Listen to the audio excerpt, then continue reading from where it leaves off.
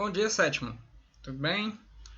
A gente vai começar esse assunto passado simples, o simple past. Assim, a gente já viu o presente simples, né? O simple present, tá? Então vejamos aqui rapidão como é que é o presente simples. O presente simples é aquele onde você usa don't, ó. Quando você diz que não faz uma coisa, certo? É presente, eu não faço. Por exemplo, no caso de vocês não trabalham, né? Acredito eu. Então, I don't work. Eu não trabalho, certo? Vamos colocar aqui, ó. Você está dizendo que não faz isso atualmente. Então, é presente. Do they work? Interrogativa. Como é que a gente faz a interrogativa normalmente em inglês? Você pega o verbinho, né? Ou então o auxiliar e joga ele lá no início da frase. É isso que foi feito aqui, ó. Do, certo? Do they work? Eles trabalham. Porque diferente da língua portuguesa, em inglês eles precisam de mais alguns verbos auxiliares aí para que funcione a língua, certo? Então em português a gente perguntaria só assim: they work? Eles trabalham? Mas em inglês não funciona dessa forma. Se você está fazendo uma pergunta no tempo presente aqui, você deve usar o do. Lá no início, ó, o do é o verbo auxiliar do presente. Então, caso eles trabalhem, você dirá yes, they do, certo? Você está usando o do na resposta porque você usou ele na pergunta. Depois, se fosse negativa, no, they don't, tá? Então, quando você diz don't, você está negando uma coisa. E quando você usa o do, você está perguntando uma coisa, certo? Geralmente é assim. Quando é terceira pessoa, quem são as terceiras pessoas? He, que é ele, she, que é ela, e it, que é ele ou ela, tá? Neutro. Então, she doesn't work. Você vai utilizar os auxiliares does ou doesn't. O does quando é no presente, na afirmativa ou interrogativa, e o doesn't aqui, ó, negativa. She doesn't work, ela não trabalha. Esse does é a junção do does com not, né? Aí fica doesn't. Perguntou aqui, ó, does he work? Ele trabalha, né? Tá aqui o ele, tá aqui o trabalho, você precisa do auxiliar does para a pergunta. Se ele trabalha, yes, he does. Se ele não trabalha, no, he doesn't. Isso é o presente simples, né? Então, os auxiliares que você mais verá será do e does. E no caso da terceira pessoa, os verbos vão levar s ou es, tá? Você também tem o verbo have, que vira has quando está na terceira pessoa, certo? Com he, com she e com it. Ok? Acabou por hoje? Não. Agora que a gente vai entrar no assunto de verdade. Isso aqui foi só para relembrar rapidíssimo. É esse assunto que você vai encontrar nessas páginas 42 a 44 e aqui na página, no vídeo 11, caso você precise, certo? Do presente para entender ali a parte do passado, ok? O que queremos ver de verdade a partir de agora é aqui na página 162, certo? É o assunto real da nossa vez aqui, que é o passado simples. Então vamos dar uma olhada nele, ó. Eu já mostrei para vocês, né, isso aqui. Vocês já viram esse tabelão aqui super detalhado e tal. Só que eu achei melhor fazer ele de outra forma, eu escrevendo, né, para vocês verem de uma forma que eu achei menos complexa, tá bom? Já tinha até colocado essa página antes, né, com a parte de respostas e tudo, a parte de tradução, mas eu quero ver ela com vocês aqui, pelo que eu deixei pronto, tá? Então vejamos, passado simples com o verbo to be, certo? Você pode fazer o passado simples não só com be, tá? Tem formas de você ver os verbos no passado sem ser com o to be. O to be vai ser aquele, ó, que no presente é is, are, né? Ou então am, quando se trata de eu. E no passado será was para o singular, para dizer que é uma pessoa ou outra, né? Se for um ele, um ela, era ou estava. E were quando for plural, para dizer que eram ou estavam, certo? Então, passado do to be é was e were. O presente, am, is e are. Por exemplo, se eu quiser dizer que eu era um estudante, que eu fui um estudante, I was a student, eu era um estudante. Se eu quiser falar da gente, plural, we were students, nós éramos estudantes. Se fosse presente, aqui em vez do was, teria am. I am a student. Eu sou um estudante. E aqui teria are, né? We are students. Nós somos estudantes. Mas como estamos falando de passado, então nós iremos usar was para singular e were para plural. negativa. Você vai usar novamente o was, só que você fará aquela contração com o not, né? Então aqui você tem a forma wasn't. Como é esse wasn't? Ele é o was mais o not. Significa que alguém não era ou não estava alguma coisa. Se for plural, vai ser weren't, que o weren't é were mais not, né? O were que é o passado do be. Então, were sozinho seria eram ou estavam. Quando você junta ele com o not e vira weren't, você está dizendo que não eram ou que não estavam fazendo alguma coisa, tá? Aqui no exemplo. He wasn't studying. Ele não estava estudando. Ó. Tá aqui o ele, a gente já conhece. Tá aqui a novidade, ó. Wasn't. Was mais not. É o mesmo que tem aqui, ó. Ele não estava fazendo o quê? Estudando, né? Se eu estou falando de você ou então de vocês, né? O you, vocês sabem que funciona para singular e plural. Aqui, ó, o weren't. Vocês não estavam estudando. E o weren't studying pode servir para o singular também. Você não estava estudando. Então, por isso eu coloquei duas traduções.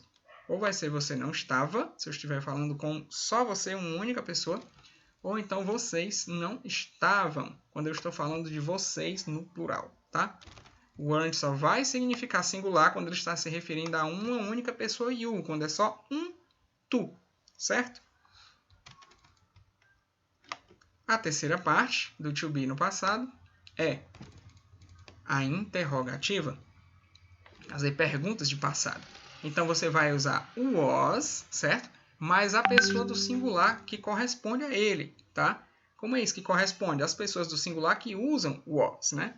Então, tem uma pessoa do singular que não usa o was, que é o you, como eu falei um pouco acima. Todos os outros do singular, ou seja, I, que sou eu, you, he, she, it, vão usar o was, certo?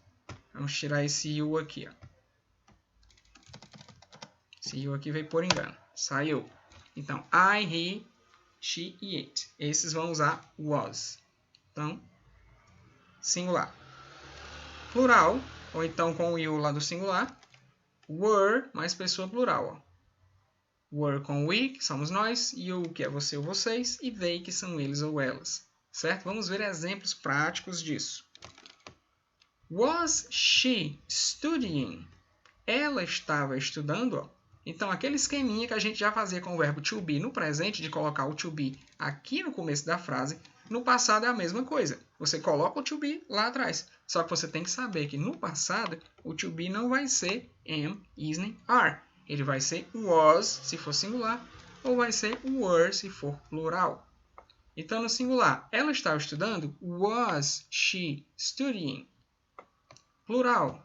Were you studying? Vocês estavam estudando? Ou então, se for o primeiro you, também vale o were. Isso é o passado simples com o verbo to be. Só com o to be. Existem os outros também para a gente dar uma olhada, né? Então, vamos começar.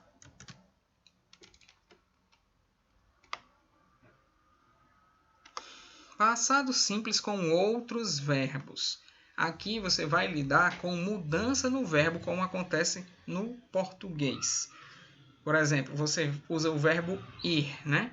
Aí você fala no passado foi, se for singular, ou foram, se for plural. Então, a gente vai encarar esse tipo de mudança também agora no inglês, certo? Não é muito complicado, a gente já viu alguma coisa disso, com certeza. Mas agora que a gente vai partir para a gramática disso, tá? Então, vejamos, ó. Afirmativa com verbos regulares. Qual é a característica desses verbos regulares? É que no final deles, ó, você vai usar a forma básica do verbo, o jeito que ele é no dicionáriozinho, só que você vai ter que acrescentar um desses três finais.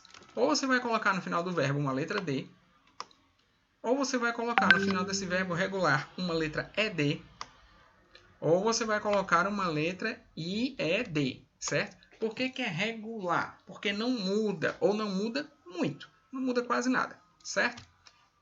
No caso desse último aqui, ó, o IED, ele vai entrar quando essa regrinha aqui acontecer. Ó.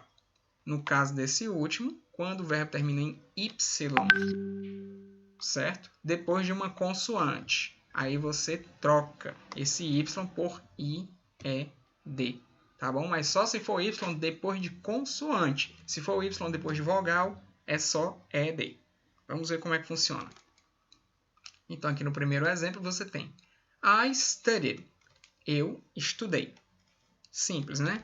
Então, aqui, ó, o verbo study, com Y no final, é a forma presente dele, como nós já estamos acostumadíssimos a ver. Se eu quiser transformar isso aqui em passado para virar estudei, eu vou ter que colocar esse IED. Aí, como é que eu coloco esse IED? Eu retiro esse Y aqui. Por quê? Porque aqui tem uma consoante antes dele. Olha a regrinha bem aqui, ó, que eu acabei de explicar. Se o verbo terminar com Y e for para o passado regular, né, você vai tirar o Y e colocar IED. Então, study com Y vai ficar do jeito que está aqui no começo. Ó. Studied com IED no lugar do Y. Certo? Então, aqui está no passado. Mais um pouquinho. He played. Ele brincou. Aqui, o que aconteceu? Ó? O Y permaneceu.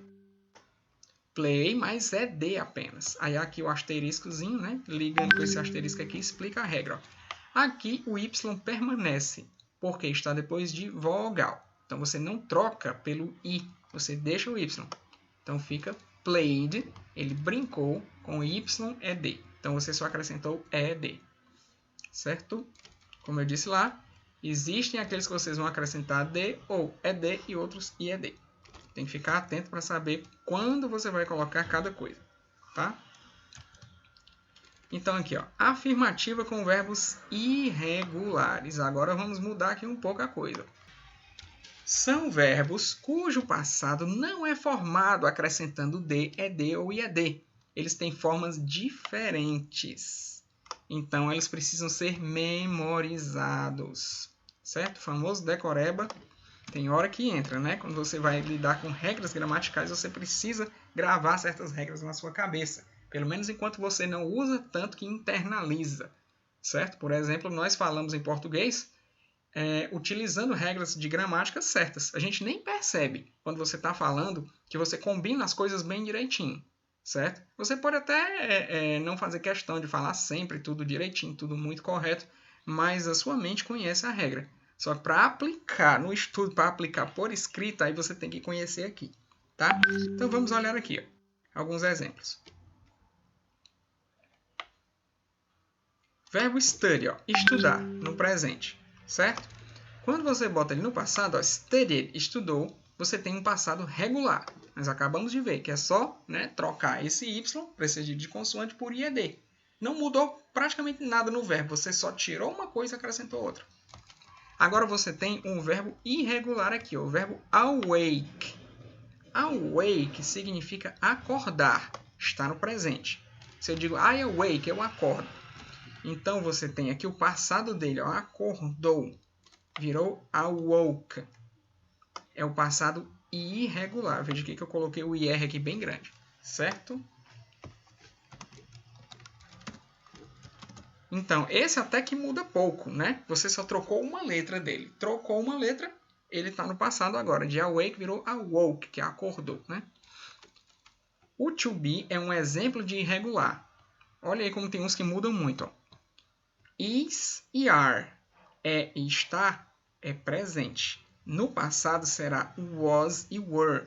Era ou estava. Passado irregular. Veja como fica completamente diferente no caso do is, ó. Is vira was.